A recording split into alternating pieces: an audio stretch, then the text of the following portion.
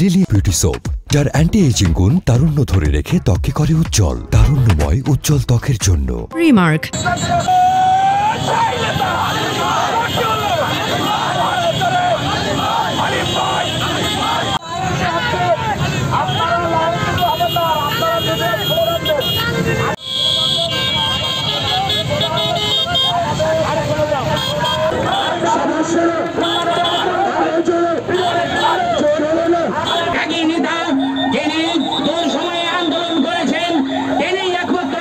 আরেকটি কথা বলতে চাই, তারেক রহমান সাহেব সহ কেন্দ্রীয় বিএনপির একমাত্র চেয়ারম্যান আব্দুল আলম সাহেব করেন এই হাজার হাজার লক্ষ জনতা।